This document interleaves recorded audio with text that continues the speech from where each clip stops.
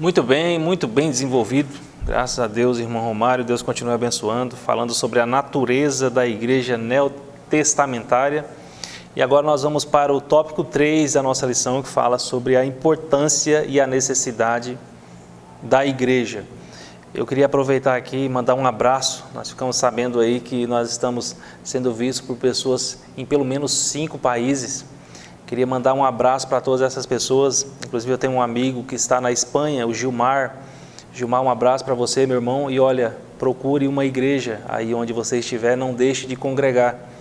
Que esses eventos que nós estamos promovendo aqui, que seja bênção para você e para tantos outros que são alcançados, mas que não fique só nisso. Procure uma igreja também para que você possa congregar, aumentar a sua comunhão. Existe igreja com pastores brasileiros nesses lugares onde todos os irmãos estão. Então não deixe de congregar. A comunhão entre os irmãos é fundamental e ela só se desenvolve na sua inteireza quando há o relacionamento interpessoal e corpóreo. Porque o relacionamento puramente virtual, nesse tipo de relacionamento, nós conseguimos disfarçar muito do que de fato somos. E é quando estamos juntos que nos conhecemos naquilo que é possível em sua inteireza, tanto nas qualidades quanto nas dificuldades, para que nós possamos louvar a Deus pelas qualidades do próximo e pedir a Deus força para suportar o próximo em suas dificuldades, porque a Bíblia nos ensina a suportar uns aos outros. Então, congregar, estar corporeamente para adorar o Senhor em um templo, em um local de reunião é fundamental para todos nós. E pensando nisso que o comentador fala sobre a igreja como a família de Deus. O subtópico 1 desse tópico 3 é a igreja como família de Deus. Imagine só, certamente você, nascido no seio familiar, você já deve ter percebido que o grande prazer dos pais, depois de estar em idade avançada e os filhos também já ter atingido a maioridade, é quando eles conseguem reunir os filhos, todos os filhos juntos. Os pais ficam muito satisfeitos. Quando chega em uma ocasião, uma data festiva, algo nesse sentido, e os pais não conseguem reunir os filhos, é motivo de tristeza, porque o desejo dos pais é que os filhos estejam próximos. E além dos filhos estarem próximos, o desejo dos pais também é que esses filhos estejam em comunhão uns com os outros. Então, partindo dessa premissa, dessa instituição familiar, essa organização familiar, que também foi pensada por Deus, imagine só como Deus não se agrada das nossas reuniões, como Deus não se agrada de que de forma corpórea nós estejamos juntos uns aos outros, em comunhão um com o outro, porque nós somos a família de Deus e em Deus nós somos família do que está próximo, somos família dos nossos irmãos que também foram atingidos pela mensagem da cruz e reconheceram o sacrifício da cruz. Então nós somos irmãos. Deus se alegra muito das nossas reuniões, Deus se alegra que nós estejamos juntos. É lógico que o meio virtual, ele é uma ferramenta muito boa para a propagação do reino, mas ela não satisfaz o propósito de Deus para a sua igreja, que os irmãos estejam juntos, estejam em comunhão, conhecendo as qualidades e se alegrando pelas qualidades, mas conhecendo também os defeitos e suportando os defeitos alheios, porque é quando nós suportamos os defeitos alheios é que nós somos aperfeiçoados em Cristo. Não é nas benesses, mas é nas dificuldades que nós somos aperfeiçoados em Cristo. Então nós somos igrejas, nós somos família de Deus. E em Deus nós somos família do próximo. Não faria sentido algum Deus instituir a sua família para que cada um vivesse a sua vida sem a comunhão corpórea, sem que nós estivéssemos juntos. E o templo, a igreja enquanto instituição, é um lugar propício para isso. Conforme o comentador coloca, é no templo que nós desenvolvemos a ideia e o sentimento de pertencimento. Não, eu pertenço àquele grupo, eu pertenço à igreja de Cristo, eu pertenço àquela família. Eu não consigo identificar os meus irmãos na fé se eu não tenho relacionamento com eles. Eu preciso me relacionar. O exemplo maior disso tudo é o Cristo se fazendo carne e habitando entre nós. Deus poderia salvar a humanidade por diversas outras formas. Ele poderia fazer o que bem lhe apraz, mas Ele desejou traçar o plano de salvação, e isso é mistério em Deus, encarnando, estando próximo de nós. Ele não precisava se tornar carne, como alguns pretendem, tem algumas teorias nesse sentido, que o nosso Cristo se fez carne porque ele precisava saber como era o nosso sofrimento. Não, ele não precisava se tornar carne para saber como é o nosso sofrimento. Ele é onisciente, ele sabe de todas as coisas sem precisar se constituir enquanto tal. Isso é um pressuposto básico da onisciência divina. Mas lhe aprouve em mistério se fazer carne, habitar entre nós, estar conosco, uma comunhão próxima e corpórea conosco. Então, tendo esse máximo exemplo dado pelo próprio Cristo, não faz sentido algum viver como um desigrejado. Se alguém que está nos ouvindo está nessa situação e é por alguma razão, seja por conta de uma frustração que teve em uma comunidade eclesiástica na qual participava, eu quero dizer para você, sim, nós somos falhos, sim. O corpo de Cristo aqui na terra, nós somos falhos. É composto por pessoas que estão tentando se aperfeiçoar. Mas que isso não sirva para você se afastar. Volte para Cristo, volte para o seio da igreja, volte para a comunhão entre os irmãos, porque nós estamos esperando. Existe uma igreja em algum lugar do mundo te esperando para que você possa somar juntamente com eles e juntos seguir cumprindo o ID do nosso Senhor Jesus Cristo. Agora eu retorno para o nosso querido irmão Romário, cooperador, que estará desenvolvendo o subtópico de número 2, a igreja como testemunha da salvação. Voltamos aqui, meus irmãos.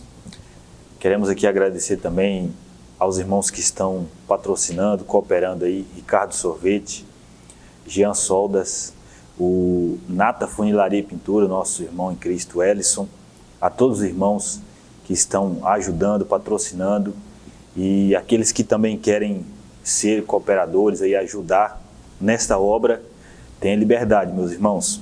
Amém? Vamos aqui para o nosso segundo subtópico, do tópico 3. A igreja como testemunha da salvação. Meus irmãos, então nós já viemos falando aqui sobre todo um contexto, e o professor Fábio falou sobre a igreja como família de Deus.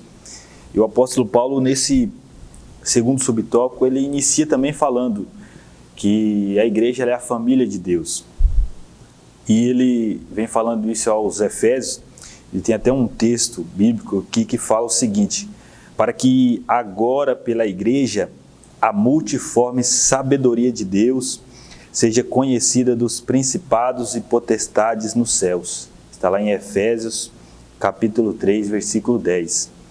Então nós vamos ver, irmãos, que tem um propósito, tem um objetivo tudo isso. Não é simplesmente criar uma empresa, uma organização. Deus é empreendedor, veio aqui criar uma instituição, uma organização, Jesus veio aqui e criou tudo isso. Não, é muito mais do que isso. É uma coisa que transcende aqui o natural.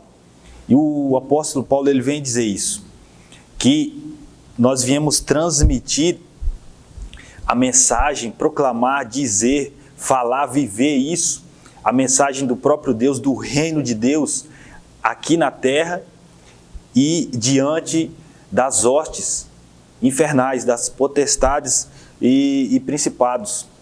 Nós vamos proclamar essa mensagem a todos.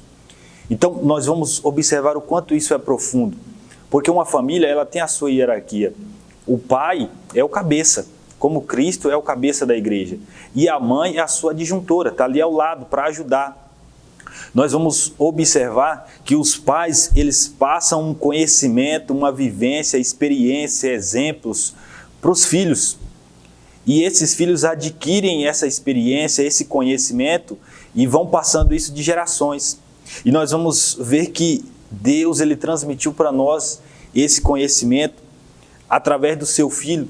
E o seu Filho nos deu esse livre acesso, que o Espírito Santo hoje abre a nossa mente para nós entendermos e termos essa plena conhecimento, essa plena consciência de que somos filhos de Deus, de que somos embaixadores, representantes, não do reino da terra, mas do reino celestial, do reino dos céus, tendo a característica do próprio Deus, tendo as características celestiais. E agora nós vamos proclamar esse reino, levar a mensagem desse reino a todos os seres, a todas as outras nações, não com soberba, não dizendo que somos superiores, que somos os melhores. Não, pelo contrário. Nós vamos dizer, ei, assim como eu fui alcançado, assim como a misericórdia me alcançou, ela pode alcançar você. A misericórdia, ela é para todos. Ela está disponível a todos. Essa graça não é disponível para certas pessoas que estão somente nessa instituição. Não, ela é disponibilizada para todos. Todos têm acesso. Então, o autor ele vem falar que nós, como sendo filhos e filhas de Deus por adoção, agora fazendo parte deste reino, como embaixadores, como transmissores, tendo pleno conhecimento, nós vamos agora levar essa mensagem e transmitir ela e sermos reconhecidos em todos os lugares como verdadeiros servos de Deus, como verdadeiros filhos, como verdadeiros representantes, e levar essa palavra. Ele vem trazer outros textos, o apóstolo Pedro também vem trazer isso como proclamar as virtudes daquele que nos chamou das trevas para a sua maravilhosa luz. Está lá em 1 Pedro, capítulo 2, versículo 9. E é exatamente isso que eu estou falando. Nós que saímos daquela escuridão, das trevas, e Cristo nos tirou daquele lugar de trevas, de escuridão, do reino de Satanás, do reino do inimigo, e hoje nos colocou no reino do Filho do seu amor. Então, irmãos, essa graça, isso que nós fomos alcançados, devemos levar isso para alcançar outras pessoas. Não deve ficar só em nós mesmos e presos a um templo. Não. Esse lugar que estamos aqui dentro, um edificando o outro, crescendo e sendo desenvolvido, para que possamos sair para fora, levar as outras pessoas. E vamos aqui para a nossa conclusão, irmãos. Aprendemos nessa lição, e o autor, uma lição muito importante, bastante atual, de coisas que nós nos deparamos muito hoje em dia. Quem já não se deparou com pessoas que estão congregando em casa, não estão indo mais à igreja, pessoas que tomam ceia assistindo pastor do YouTube? Não, assisto aqui a mensagem que eu gosto, a mensagem que eu quero. E o autor ele vem condenar isso. E dizer, e ele até traz aqui, pessoas que se julgam fazendo parte da igreja, mas que não vão a templos e não está ali na instituição. Então isso é errado, meus irmãos. Um pensamento totalmente contrário à palavra de Cristo. Amém? Encerramos aqui mais esse tópico. Voltamos ali com o professor Fábio. Graças a Deus, mais uma lição maravilhosa, finalizamos. Que Deus possa te abençoar. E agora nós vamos orar ao Senhor, buscar Ele com todas as nossas forças. Senhor Deus, nós te louvamos, Senhor, por mais esse período que nós passamos aqui aprendendo da Tua Palavra, Senhor, e transmitindo a Tua Palavra. Te pedimos, Senhor, que as pessoas possam ser alcançadas, que essa palavra possa encontrar uma terra fértil no coração dessas pessoas. Deus, eu acredito que é bem possível que tem pessoas que estão ouvindo esta mensagem, esta lição de escola dominical, e talvez se encontrem em uma situação como a narrada aqui, em uma situação de desigrejado. Senhor, eu não sei qual a razão que a levou a se encontrar nessa situação. Talvez seja algum entristecimento, Senhor, está triste por alguma situação. Alguém a entristeceu no seio da igreja e em razão disso ela se afastou e acredita que congregar sozinha seja a melhor solução, cultuar a Ti sozinho seja a melhor solução. Senhor, quero Te pedir que o Senhor possa tocar no coração desta pessoa, Senhor, que o Senhor possa fazer com que ela retorne, Senhor, para a comunhão com os irmãos. O Teu propósito para conosco é que nós estejamos em comunhão juntos e juntos nós possamos, Senhor, superar todas as adversidades. Se alguém, Senhor, estiver em uma situação parecida como esta, Senhor, que o Senhor possa ir até o coração desta pessoa, essa palavra que foi ministrada aqui a partir da escola dominical, possa produzir frutos neste coração, que se o coração estiver endurecido, o Senhor possa transformar em terra fértil, Senhor, para que esta pessoa possa retornar para os Teus propósitos e estar somando no reino de Deus. Deus, se alguém estiver enfermo, Senhor, também estiver nos ouvindo, nos vendo, que o Senhor possa alcançar essas pessoas, o Senhor possa prover os meios para que a saúde seja restaurada. A exemplo do pastor Alexandre Munhoz, Senhor, que está enfermo, que o Senhor possa trazer a cura para a vida dele, sustentar com as tuas mãos poderosas para que possamos prosseguir nesse projeto que não é nosso, é um projeto do Senhor, que o Senhor possa nos fortalecer a cada dia mais e mais, nós possamos superar todas as adversidades, todas as diferenças que existem, que nós possamos compreender mais as diferenças dos irmãos, Senhor. Nós somos diferentes, somos o Teu corpo, somos membros do Teu corpo, e enquanto membros somos diferentes uns dos outros, que nós possamos ser mais compreensíveis uns com os outros, e assim a nossa comunhão crescer cada vez mais e mais. Que esses modismos, Senhor, não venham tomar conta da Tua igreja, mas que sejam afastados e a Tua igreja siga triunfante para a glória do Teu nome, porque este é o propósito, Senhor. Que nós não venhamos entristecer os irmãos, Senhor, mas que nós venhamos trazer as Tuas verdades e os corações estejam aptos e dispostos a aceitar as Tuas verdades, Senhor. Em nome de Jesus é a nossa vontade, e em nome de Jesus é a nossa oração, Senhor, e que a Tua vontade seja feita em nossas vidas. Amém. Muito bem, meus irmãos, então agora nós finalizamos a nossa lição. Esperamos que você seja edificado, use-a da melhor forma que você achar conveniente e te esperamos em uma próxima oportunidade.